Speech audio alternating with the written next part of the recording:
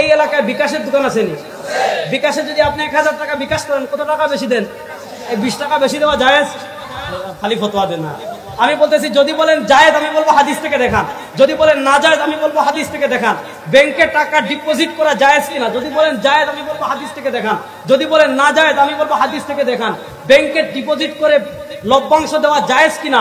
যদি বলেন জায়েজ, আমি বলবো হাদিস থেকে দেখান। যদি বলেন না জায়েজ, আমি বলবো হাদিস থেকে দেখান। ইমাম সাহেব নিচতলায়, আমি 2 তলায় দাঁড়াইছি, নিচতলায় এখনো জায়গা খালি, আমি 2 তলায় জামাতে শরীক হলে আমার নামাজ হবে কিনা? যদি বলবেন হবে, আমি বলবো হাদিস থেকে দেখান। যদি বলেন হবে না, আমি বলবো হাদিস থেকে দেখান। আমি মোবাইলে বিয়ে করেছি, আমার বিয়ে হবে কিনা? যদি বলেন হবে, আমি বলবো হাদিস থেকে দেখান। যদি বলেন হবে না, আমি বলবো হাদিস থেকে দেখান। মোবাইলে আমার বউকে আমি তালাক দিয়েছি, তালাক হবে কিনা? যদি বলেন হবে, আমি বলবো হাদিস থেকে দেখান। যদি বলেন হবে না, আমি বলবো হাদিস থেকে দেখান। আমি একজনের মাধ্যমে কুরিয়ারে টাকা পাঠিয়েছি, কুরিয়ারে টাকা পাঠালে অতিরিক্ত 10 টাকা আমি বেশি দেই, দেওয়া জায়েজ কিনা? যদি বলেন জায়েজ, আমি বলবো হাদিস থেকে দেখান। যদি বলেন না জায়েজ, আমি বলবো হাদিস থেকে দেখান। অনলাইনে কোনো পণ্য আমি কিনতে পারবো কিনা? যদি বলবেন পারবো, আমি বলবো হাদিস থেকে দেখান। যদি বলবেন পারবো না, আমি হাদিস থেকে দেখান। এই 50টা মাসালা যদি আপনি হাদিস থেকে দেখাতে পারেন, আমি আহলে হাদিস হয়ে যাবো। আর যদি এখন যদি আপনি দেখাতে না পারেন, তাহলে বলেন তো এই মশলার সমাধান করার দরকার আছে না নাই? এটা বুঝে আপনি মাযহাব বুঝে গেছেন। এখন প্রশ্ন হলে, যেই মশলা আমি কোরআনে পাইলাম, কোরআন মানলাম, কোরআনে পাইলাম না, হাদিসে পাইলাম, হাদিস মানলাম। যেই মশলা আমি কোরআনেও পাইলাম না, হাদিসেও পাইলাম না, এই মশলার ক্ষেত্রে আমি কি করব? তাই করব যা করেছেন নবীর সাহাবী মুআয ইবনে জাবাল। আল্লাহ নবীর সাহাবী মুআয ইবনে জাবালকে নবী প্রশ্ন করেন, ফাইল্লাম তাজিদ ফি কিতাবিল্লাহ ওয়ালা ফি সুন্নতি রাসূলিহি, হে মুআয ইবনে জাবাল, এমন মশলা আসছে, কোরআনেও পাইলা না, হাদিসেও পাইলা না, করব কি? আল্লাহ নবীর সাহাবী হযরত মুআয ইবনে জাবাল বলেন, ইয়া রাসূলুল্লাহ, চিন্তার কারণ নাই, পেরেশানির কারণ নাই, আজ তাহিদু বিরাই, আল্লাহ আমাকে বিবেক দিয়েছেন, আল্লাহ আমাকে জ্ঞান দিয়েছেন, আমার কাছে কোরআন আছে, আমার কাছে হাদিস আছে, আমি কোরআন সুন্নাহর রিসার্চ করে কোরআন সুন্নাহর আলোকে সমাধান দিব।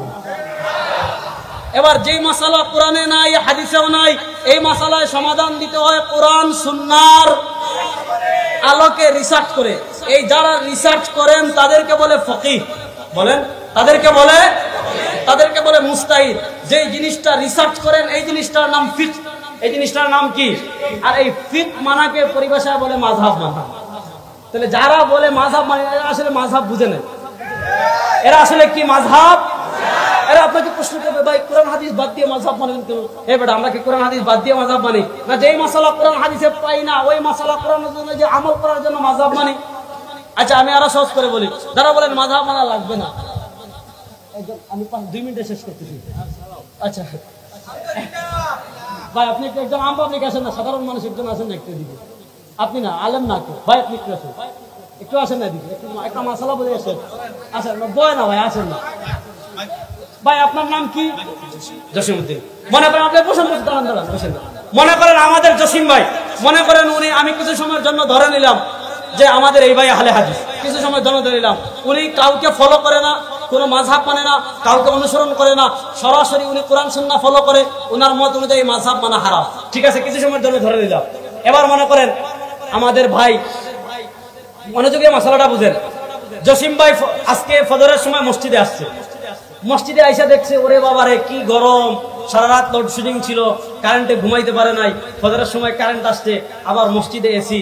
ইমাম সাহেব যখন আল্লাহু আকবার বলে সিজদাতে গেছেন, জসিম ভাই বিসমিল্লাহ আল্লাহু আকবার আল্লাহুম্মা বিসমিকা আমদে বিলা ঘুমাইছে। হঠাৎ ঘুম ভাঙছে, ঘুম ভাঙে দেখে ইমাম সাহেব কবে সালাম ফিরাই চলে গেছে।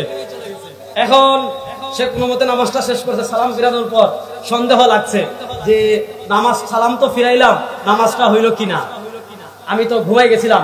দৌড় দিয়া আমাদের জামিয়া তালিমিয়া খতিবুল উম্মার কাছে, মাওলানা হাফিজুর রহমান সিদ্দিক কুয়াকাটা হাফিজুল্লাহর কাছে গেছে, হুজুর আমি তো ফজরের সময় ঘুমাইছিলাম, আমার নামাজ হয়েছে কিনা? হুজুর বলেন, খবরদার, তাকলিদ করা হারাম, মাযহাব মানা হারাম।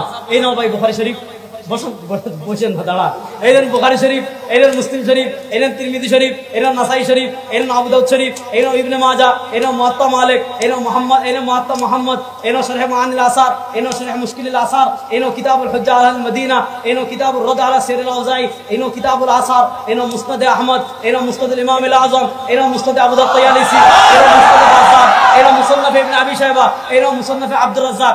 হাদিসের 50টা কিতাব আমি তাকে দিয়ে বললাম মাযহাব মানা হারাম, তাকলিদ করা শিরক, কোনো ব্যক্তিকে মানা যাবে না, তুমি কোরআন সুন্নাহ রিসার্চ করে মানতে হবে। হাদিসের 50টা কিতাব দিলাম, তুমি নিজে গবেষণা করে বের করে ফেলো। ভাই আপনি পারবেন? জোরে বলেন, এদিকে ফিরে বলেন, আপনি পারবেন? এখানে কে পারবেন হাত তুলেন, যেই পারবেন আজ থেকে আমি তার খাদেম। এখানে যেই মাসআলা আসুক আপনি নিজে কোরআন সুন্নাহ রিসার্চ করে গবেষণা করে সব মাসআলা আমি নিজে বের করতে পারবো। কে কে পারবেন হাত তুলেন। আমরা একজনে পারবো?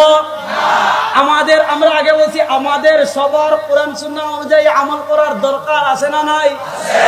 আমরা কোরআন সুন্নাহ অনুযায়ী আমল করার দরকার আছে, কিন্তু আমরা নিজে কোরআন সুন্নাহ রিসার্চ করে বের করতে পারবো? তাহলে যারা আমরা কোরআন সুন্নাহ রিসার্চ করে বের করতে পারবো না, আমরা কোরআন সুন্নাহ অনুযায়ী আমল করব কিভাবে? ইমাম ইবনে রাজব হাম্বলী 795 ওফাত ইন্তেকাল করেছেন, আজ থেকে 700 বছর আগে কিতাব লিখেছেন আর রদ্দ আলা মান ইত্তাবা গায়রাল মাযাহিবিল আরবা। যারা আজকে মাযহাব খুঁজে পাও না, মাযহাবরে বলো শিরক, বলো মাযহাব নাই, আমি বলি তুমি আর রদ্দ আলা মান ইত্তাবা গায়রাল মাযাহিবিল আরবা পড়ো, আমি বলি তুমি ইমাম যাহাবীর সিয়ার ওয়া আলামিন নুবালা পড়ো, আমি বলি তোমাকে ইমাম আলী ইবনুল মাদিনীর কিতাবুল ইলম ওয়া মারিফাতুর রিজাল পড়ো।